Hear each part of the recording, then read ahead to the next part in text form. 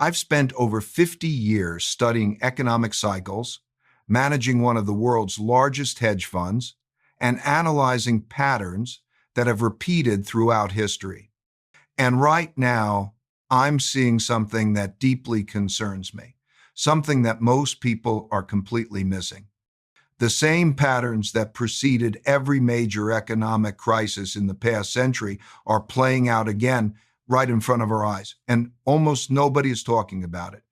In 1937, I wasn't alive yet, but I've studied that period extensively. The economy seemed to be recovering from the Great Depression. Stock markets were rising. People were optimistic, and then it all collapsed again. In 2007, I saw the warning signs of the housing crisis months before it happened. I tried to warn people. Most didn't listen. And in 2020, we experienced one of the fastest market crashes in history, followed by the most aggressive money printing we've ever seen. Now, in 2025, we're facing something potentially bigger than all of those combined. And the scary part is, most investors, most economists, even most policymakers are either ignoring the signs or they simply don't understand what they're looking at. But I've been through enough cycles to recognize the patterns, and what I'm about to share with you could change how you think about your money, your investments, and your financial future. So let me walk you through exactly what's happening, why it matters, and most importantly, what you can do about it before it's too late. At Bridgewater Associates, we've developed something I call the economic machine. It's a framework for understanding how economies work based on simple transactions that repeat over and over again in patterns and cycles. And one of the most important patterns I've identified is what I call the long-term debt cycle.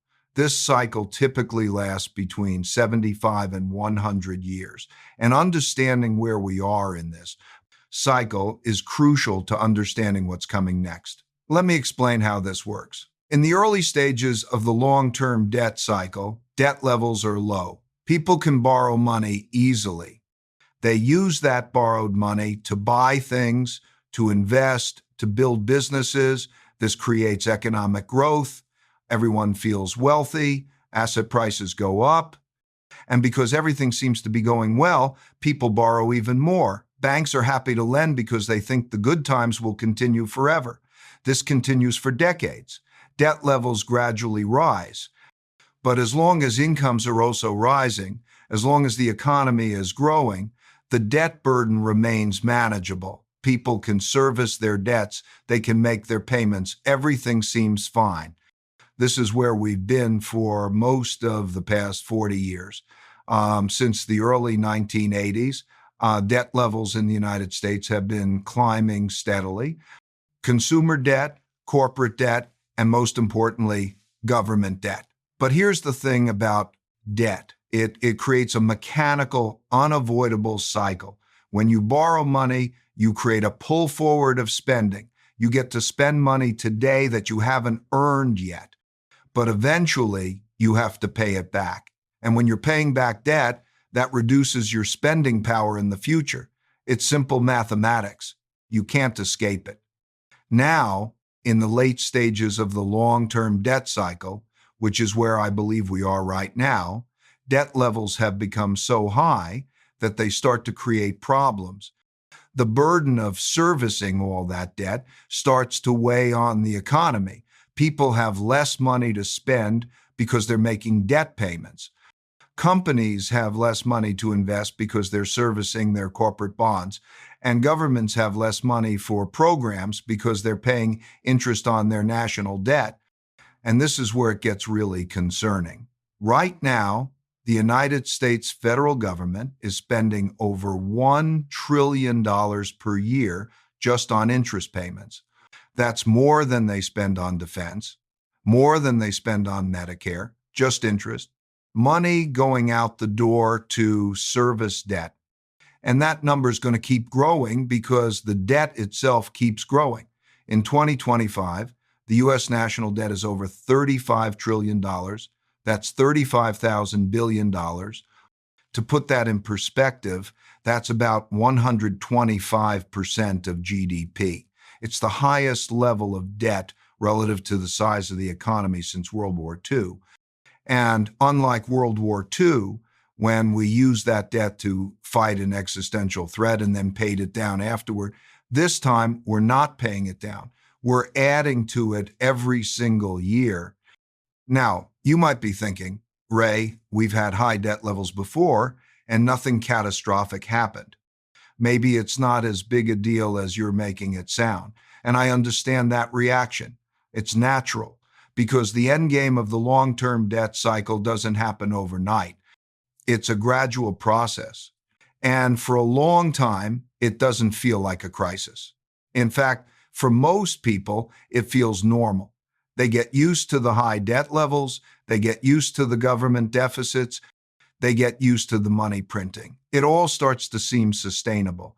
But history shows us very clearly what happens next, and it's not pretty. When debt levels reach a certain point, when the burden becomes too heavy, something has to give. And there are only three ways out. Option one is to grow your way out. If the economy grows fast enough, if incomes rise fast enough, then the debt burden becomes more manageable. But that requires very high growth rates. And right now, we're not seeing those growth rates. The U.S. economy is growing at around 2% per year.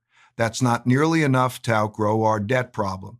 Option two is austerity, cut spending, raise taxes, run budget surpluses, pay down the debt slowly over time. But here's the political reality. That's incredibly painful. It means cutting programs that people depend on. It means reducing benefits. It means higher taxes. And no politician wants to do that because it's political suicide. So even though austerity is theoretically possible, it's practically very difficult to implement in a democracy. That leaves option three. And this is the one that worries me most, because option three is what governments almost always choose when they're in this position. Option three is to print money, to inflate away the debt, to devalue the currency. And that's exactly what I see happening right now, not just in the United States, but around the world. Let me explain what this looks like in practice. When a government has too much debt and can't grow its way out and won't choose austerity, it turns to the central bank. In the U.S., that's the Federal Reserve. And the central bank has a tool that seems magical. They can create money out of thin air. They can buy government bonds, which puts cash into the system. They can lower interest rates to make debt cheaper. They can expand their balance sheet indefinitely. There's no hard limit on how much money they can create. And that's what we've seen over the past 15 years. Ever since the financial crisis of 2008, the Federal Reserve's balance sheet has exploded from less than $1 trillion in 2007 to over $8 trillion at its peak. That's 8 times larger. They created trillions of dollars that didn't exist before. And where did all that money go? Into the financial system, into stocks, into bonds, into real estate, into every asset class you can think of. This created what I call a wealth effect. As asset prices rose, people who owned assets felt wealthier. They spent more, they borrowed more. This kept the economy going. But it also created massive inequality, because if you owned assets, you benefited enormously. Your stock portfolio went up, your house appreciated, your retirement account grew. But if you didn't own assets, if you were living paycheck to paycheck, you didn't benefit. In fact, you were hurt because the cost of living went up while your wages stayed flat. And now we're seeing the consequences of all that money printing. Inflation, not the kind of gentle inflation that central banks target, around 2%, but real inflation that people feel in their daily lives. Food prices up 25% since 2020, housing costs up 30 to 40% in many markets, energy prices volatile and elevated. The purchasing power of your money is being eroded. And this is only the beginning, because here's what most people don't understand. Once inflation gets embedded in the system, Once people and businesses start to expect it, it becomes very hard to get rid of. Workers demand higher wages to keep up with rising prices. Businesses raise their prices to cover their higher costs. This creates a wage price spiral, and the only way to break it is to dramatically raise interest rates, which causes a recession. We saw this in the late 1970s and early 1980s when Paul Volcker raised rates above 15%. It worked. Inflation came down, but it caused severe economic pain. Right now, the Federal Reserve is trying to thread the needle. They raised interest rates from near zero to over 5% in just 2 years, the fastest hiking cycle in decades. They're trying to slow inflation without causing a recession. It's an incredibly difficult balancing act, and based on history, they usually fail. They usually overshoot in one direction or the other. Either they don't raise rates enough and inflation stays elevated, or they raise rates too much and break something in the economy. And I'm seeing signs that we might be approaching that breaking point. Regional banks started failing in 2023. Commercial real estate is under enormous stress because property values have fallen while debt levels remained high. Corporate bankruptcies are rising. Credit card delinquencies are increasing. These are all symptoms of an economy that's been stretched too far. Too much debt, too fast, with interest rates that finally matter again. Now, let me connect this to something I've been warning about for years. The changing world order. Throughout history, we've seen empires rise and fall in predictable patterns.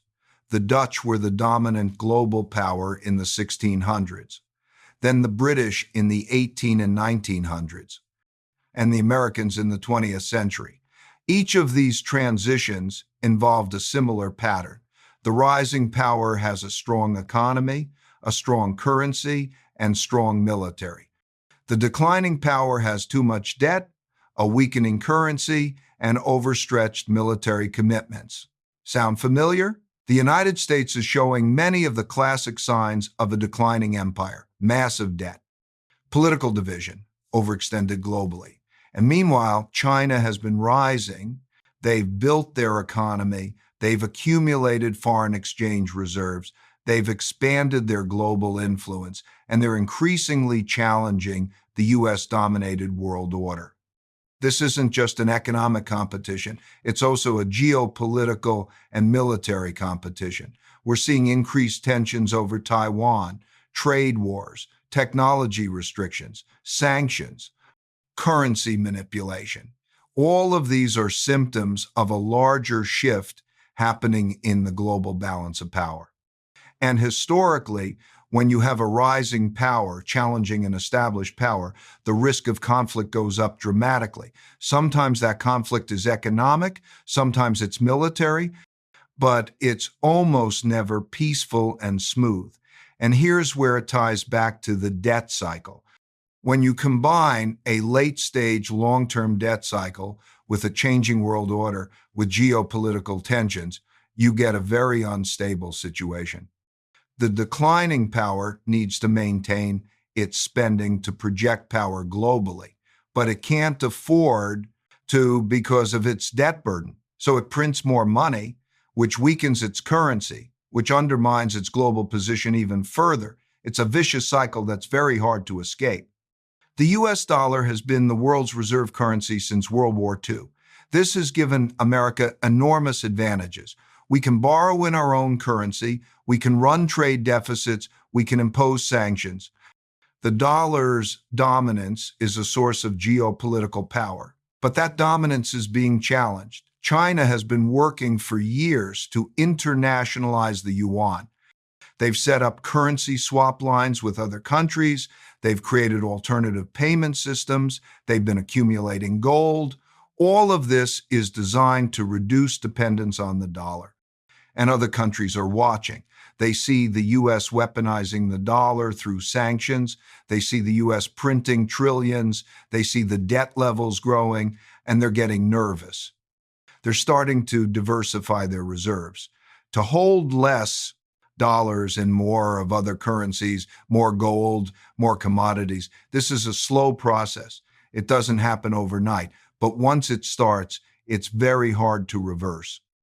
If the dollar loses its reserve currency status, even partially, the consequences for America would be profound. Interest rates would have to be higher to attract foreign buyers of U.S. debt. Inflation would be higher because imports would cost more, living standards would fall, the adjustment would be painful, and this is one of the scenarios that keeps me up at night. Now, let me talk about what I call paradigm shifts. Most people think about the economy in linear terms. They look at recent history and extrapolate it into the future. If things have been good for the past 10 years, they assume things will continue to be good. If inflation has been low, they assume it will stay low. If stocks have gone up, they assume they'll keep going up. This is human nature. We're pattern recognition machines. We anchor on what we've experienced. But this way of thinking is dangerous because it blinds us to paradigm shifts. These are moments when the fundamental rules of the game change, when the patterns that worked for decades suddenly stop working, and we're due for a paradigm shift. In fact, I believe we're in the early stages of one right now. For the past 40 years, since around 1980, we've been in a paradigm of falling interest rates, falling inflation, and rising asset prices. Bonds were a great investment. Stocks kept going up. Real estate appreciated. This created enormous wealth for people who were invested. And it shaped how an entire generation thinks about investing. Just buy and hold. Diversify across stocks and bonds. Stay invested for the long term. This advice worked brilliantly during that 40-year period. But that paradigm is ending. We've reached the lower bound on interest rates. They went to zero, even negative in some countries. They can't go much lower. And now they're going back up. That means the tailwind that helped asset prices for 40 years has become a headwind. Bond prices fall when interest rates rise. Stock valuations compress when the discount rate goes up. Real estate becomes less attractive when mortgage rates double. All the things that worked so well for so long are now working in reverse. This doesn't mean you shouldn't invest. It means you need to invest differently. You need to understand that we're entering a different paradigm. A world of higher inflation, higher interest rates, more volatility, and different winners and losers than we've had for the past 40 years. So what does this mean for your money? What should you actually do? Let me give you my framework for thinking about this. First, diversification is more important now than ever. Not the traditional diversification of 60% stocks and 40% bonds. That's old paradigm thinking. I'm talking about true diversification across different asset classes that perform well in different environments. In an inflationary environment, real assets perform well. Things like commodities, real estate in the right markets, infrastructure, inflation-linked bonds, these are assets that maintain their value or even appreciate when currency is being devalued. Gold has been used as a store of value for thousands of years for this exact reason. It can't be printed. It can't be devalued by government decree. When people lose faith in paper currency, they turn to gold. I also think it's important to have some exposure to different currencies, not just the dollar. This is a form of geographic diversification. If the dollar weakens significantly, having assets denominated in other currencies can protect your purchasing power. Emerging market currencies, commodity currencies, even some crypto assets serve this purpose. Now, let me address cryptocurrency briefly, because I get asked about this constantly. I was skeptical of Bitcoin for years. I called it a bubble, and in some ways, I still have concerns. It's incredibly volatile. It's not widely used as a medium of exchange. Many cryptocurrencies will probably go to zero, but I've evolved my thinking on this. I now see Bitcoin as potentially serving a role similar to gold. It's a store of value that exists outside the traditional financial system. It has a limited supply. It can't be printed by governments. For these reasons, I think it deserves a small allocation in a diversified portfolio. Not 20 or 30%, but maybe 1 to 5% for people who understand the risks. The key principle is that you want to hold assets that will maintain their value in different scenarios. If we get continued inflation, real assets and hard currencies will do well. If we get deflation and depression, cash and government bonds will do well. If we get some kind of middle ground muddle through scenario, a balanced portfolio will be okay. You don't want to make a single big bet on one outcome because the future is uncertain. I don't know exactly how this will play out. Nobody does. So you position yourself to survive and potentially thrive in multiple scenarios. Now, let me talk about something that doesn't get discussed enough. The social and political implications of what's happening. When you have a late-stage debt cycle combined with high inequality, combined with a changing world order, you get political instability, you get populism, you get internal conflict. We're seeing this play out in real time. The divide between the political left and right has never been wider in my lifetime. We can't agree on basic facts. We can't have civil discourse. Each side views the other not just as wrong, but as an existential threat. This is not unique to America. We're seeing similar patterns in Europe, in Latin America, in other developed economies, and it's being driven by the same underlying forces. The middle class has been hollowed out. The benefits of economic growth have flowed primarily to the top. Young people are struggling to afford housing. Social mobility has decreased. People are angry. They're looking for someone to blame. They're looking for radical solutions. In this environment, the risk of bad policy increases dramatically. When people are desperate, they're willing to try things that sound good but would actually be destructive. Wealth taxes, price controls, modern monetary theory taken to extremes, capital controls. These are the kinds of policies that emerge when traditional approaches have failed and people have lost faith in the system. And once you go down certain paths, it's very hard to reverse course.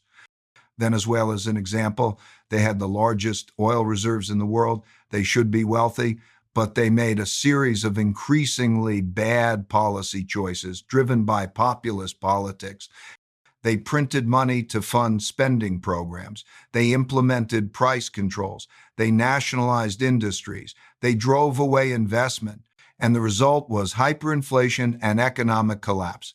I'm not saying the U.S. is going to become Venezuela. The U.S. has much stronger institutions, much deeper capital markets, much more rule of law, but the same forces that led Venezuela down that path exist in the U.S. too, just in a less extreme form. This is why I've been saying that we need to be very careful about how we handle this transition.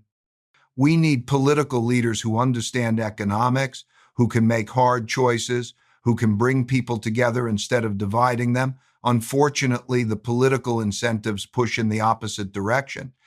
Politicians get elected by promising things to people, not by telling them hard truths. They get rewarded for short-term thinking, not long-term planning. This is one of the fundamental weaknesses of democratic systems in late-stage debt cycles. The policies that would actually solve the problem are politically very difficult to implement. So what's the most likely path forward? Based on my study of history and my understanding of how these cycles work, here's what I think is going to happen. We're going to continue to see elevated inflation for the next several years, probably in the range of 4 to 6%, higher than the Federal Reserve's target, but not hyperinflation. The Fed will try to bring it down, but they'll be constrained by the debt burden. If they raise rates too high, they'll break something in the economy or the financial system. So they'll accept somewhat higher inflation as the lesser evil. This means the real value of fixed income assets like bonds and cash will erode over time. Your purchasing power will decrease even though the nominal value might stay the same or even go up slightly. This is a form of stealth default. The government pays back its debt, but in devalued currency that buys less than it used to. It's how governments throughout history have dealt with too much debt. It's not fair to savers and bondholders, but it's politically easier than outright default or severe austerity. At the same time, we're going to continue to see increased geopolitical tensions. The competition between the US and China will intensify. There's a significant risk of some kind of conflict over Taiwan in the next 5 to 10 years. I hope it doesn't happen, but the conditions are eerily similar to other periods of history when rising and declining powers came into conflict. And if that happens, the economic consequences would be severe. Global trade would be disrupted, supply chains would break down. We could see a kind of deglobalization where economic blocs form around the US and China, respectively. We're also going to see continued technological disruption, which adds another layer of complexity. Artificial intelligence is advancing faster than most people realize. This is going to displace millions of jobs over the next decade, not just manufacturing jobs, but white-collar jobs too. Lawyers, accountants, radiologists, customer service representatives. AI can do many of these tasks more efficiently than humans. This will create enormous productivity gains, which is good for the economy overall. But it will also create massive displacement and disruption for individual workers, which will add to the social and political tensions I mentioned earlier. So we're heading into a period that will be very challenging. High inflation, geopolitical conflict, political instability, technological disruption, a changing world order. It's a lot to navigate. But here's the thing. Crisis also creates opportunity. Throughout history, the people who have built lasting wealth are the ones who understood the big picture, positioned themselves appropriately, and had the courage to act when others were paralyzed by fear.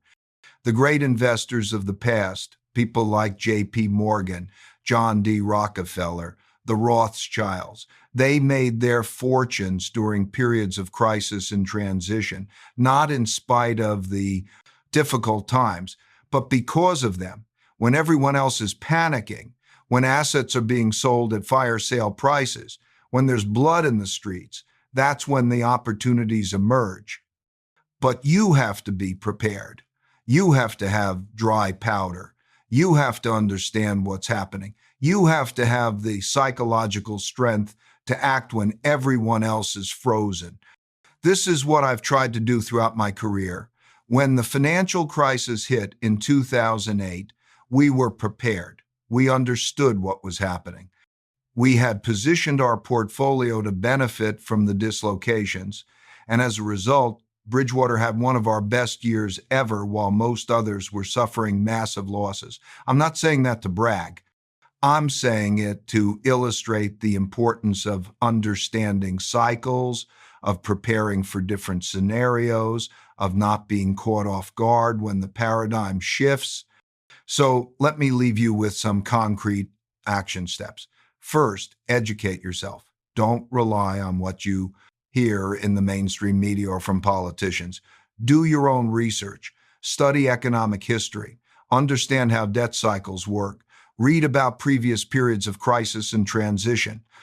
The more you understand, the better positioned you'll be to navigate what's coming.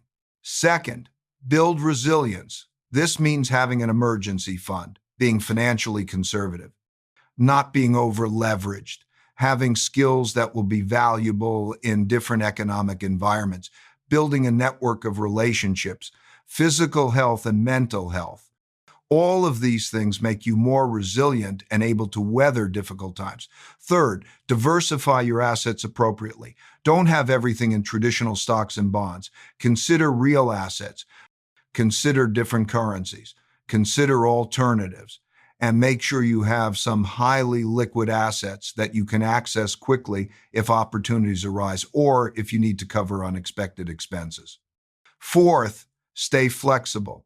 Don't lock yourself into a single narrative about how things will unfold. The future is uncertain. Be willing to adjust your strategy as circumstances change. What worked last year might not work next year. Be intellectually humble.